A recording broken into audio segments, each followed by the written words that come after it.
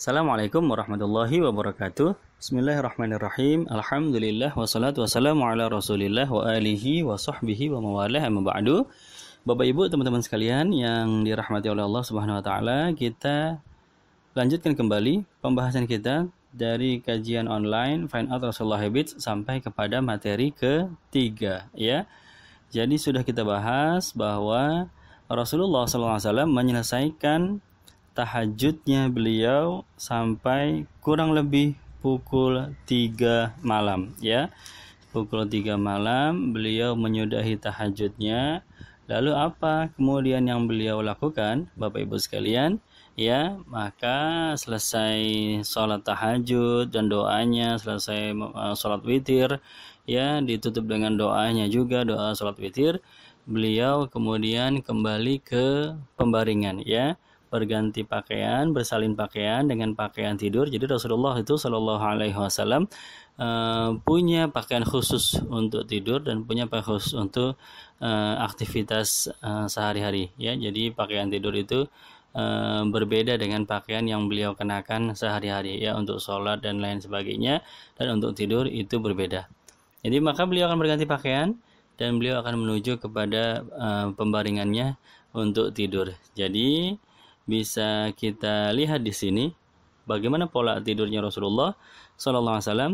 Beliau akan tidur, ya, kemudian bangun untuk sholat tahajud, kemudian nanti tidur kembali sampai dengan azan subuh, ya, atau sampai dengan datangnya waktu fajar, ya, waktu sholat subuh. Nah, dari mana kebiasaan tersebut? Rasulullah Sallallahu Alaihi Wasallam mengambil kebiasaan tersebut itu dari kebiasaannya Nabi Allah Daud alaihi salatu wassalam, ya. Nabi Allah Daud jauh sebelum Rasulullah SAW telah melakukan kebiasaan ini, ya. Sebagaimana dalam hadis disebutkan, ahabbus salat ilallahi salatu Daud alaihi salam, wa ahabbus siyam ilallah siyamu Daud. Sebaik-baiknya salat, kata Nabi, adalah salatnya Nabi Daud alaihissalam, dan sebaik-baiknya puasa adalah puasanya Nabi Allah Daud alaihissalam. Bagaimana salatnya Nabi Allah Daud? Ini maksudnya salat tahajudnya, ya. Kana yanamu nisfal lail wa yaqumu sulusahu wa yanamu sudusahu, kata Nabi, ya. Jadi salat tahajudnya Nabi Allah Daud yanamu nisfal lail. Pertama beliau akan tidur dulu, nanti bangun di pertengahan malam, nisfal lail. Wa yaqumu sulusahu, dan kemudian beliau akan melaksanakan sholat Nabi Allah Daud ini sampai kira-kira durasi sholatnya itu setara dengan sepertiga malam. Kita sudah bahas, ya, sepertiga malam itu durasinya kurang lebih 3,5 jam, ya, karena al-lail, malam, itu panjangnya adalah 10,5 jam, ya. Maka kurang lebih sepertiga malam durasinya itu 3,5 jam, boleh kurang boleh lebih, ya, atau sebagaimana Rasulullah SAW juga melakukannya 3,5 jam lebih sedikit, ya, sampai kira-kira 4 jam. Jadi Nabi Allah Daud tidur dan kemudian beliau akan bangun nisfal lail wa yaqumu sulusahu, dan kemudian beliau akan melaksanakan sholat sebanyak durasi sepertiga malam, wa yanamu sudusahu, dan kemudian Nabi Allah Daud akan tidur kembali pada 1/6 malam yang terakhir, ya. Sudusahu itu 1/6, ya. Sudus 1/6, ya. Sadis, ya, itu 6. Sudus 1/6 bahasa Arab, ya, antik sekali, ya, beda huruf doang, beda harokat doang udah langsung berubah. Jadi Nabi Allah Daud selesai melaksanakan sholat, beliau akan tidur lagi sepanjang sisa 1/6 malam yang terakhir. Kalau diambil dengan pendekatan jam, pendekatan waktu, maka kurang lebih 1/6 itu jatuhnya pada pukul 3 malam, ya. Pukul 3 sampai terbitnya fajar. Seandainya fajar datang pukul 4:30, berarti 1/6-nya itu ada pada pukul 3. Artinya Rasulullah Shallallahu Alaihi Wasallam juga demikian, ya. Beliau tidur, kemudian bangun pada pertengahan malam, kemudian melaksanakan sholat tahajud, menyisakan sampai 1/6 malam yang terakhir. Beliau akan kembali tidur, Bapak Ibu sekalian dan teman-teman yang dirahmati Allah, ya. 1/6 malam yang terakhir, pukul 3, beliau menyudahi sholat tahajudnya. Apa hikmahnya?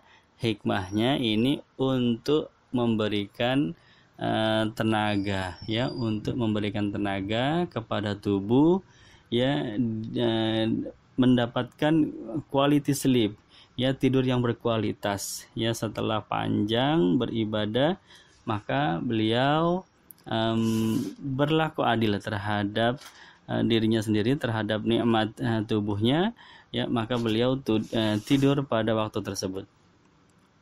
Dan juga, ya, hikmah berikutnya, dengan tidur pada 1/6 malam yang terakhir itu akan memberikan kesegaran tersendiri ketika bangun untuk melaksanakan sholat fardu, sholat subuh, ya.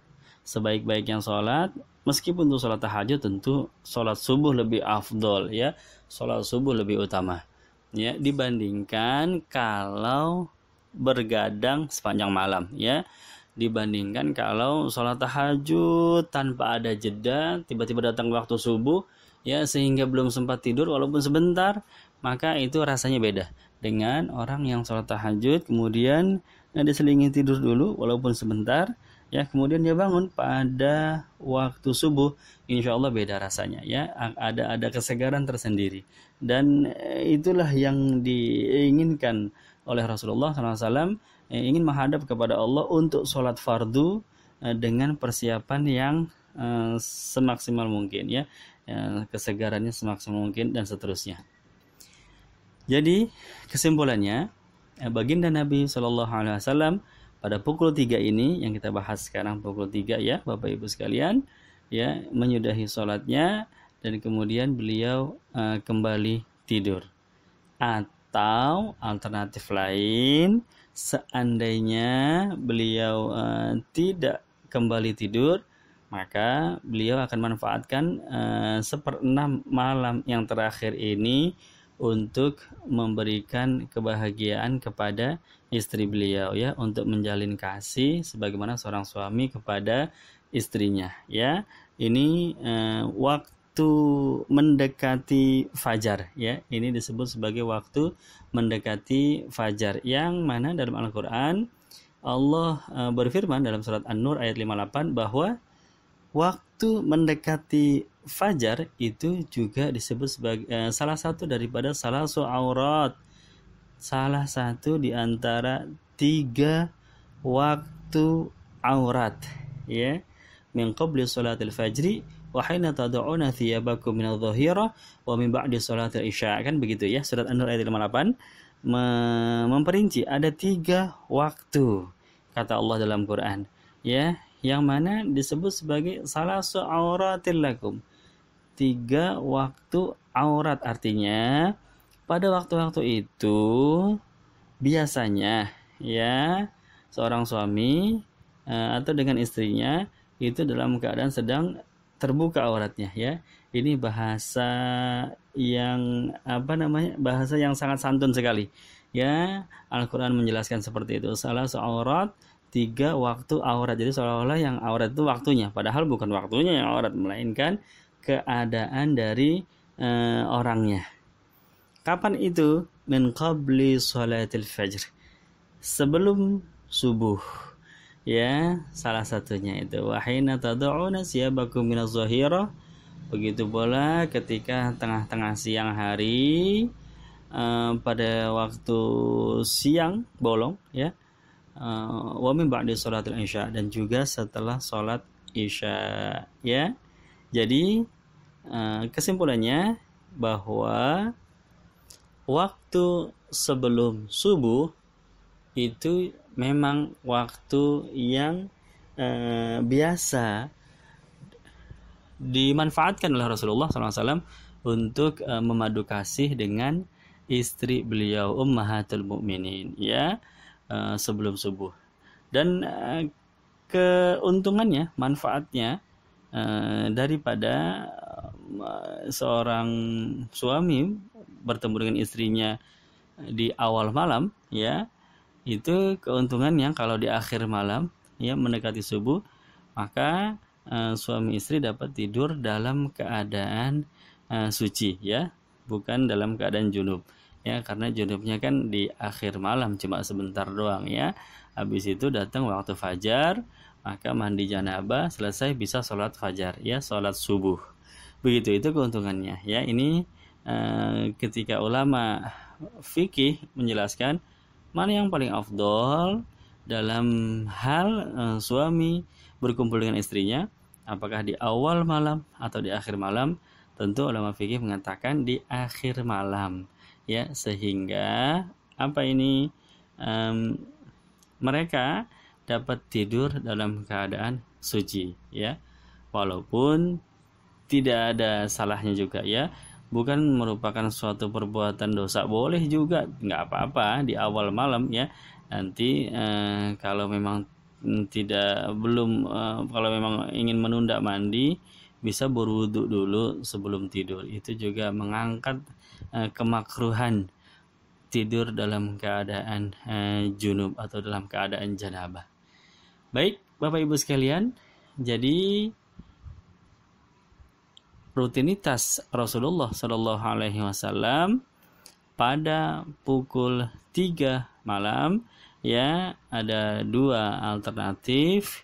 Umumnya beliau akan kembali tidur ya sampai terdengar azan subuh dikumandangkan oleh Sayyidina Bilal bin Abi Rabah ya, atau itu umumnya ya, atau terkadang sesekali ya pada waktu-waktu tertentu beliau manfaatkan jam 3 ini ya untuk memadu kasih dengan istri beliau ya, Ummul Mukminin. Demikian Bapak Ibu, teman-teman sekalian yang dirahmati Allah, mudah-mudahan bermanfaat ya. Insyaallah akan kita sambung kembali apa yang beliau lakukan pada pukul 4 ya, besok pada materi keempat. Billahi taufiq wal hidayah. Wassalamualaikum warahmatullahi wabarakatuh.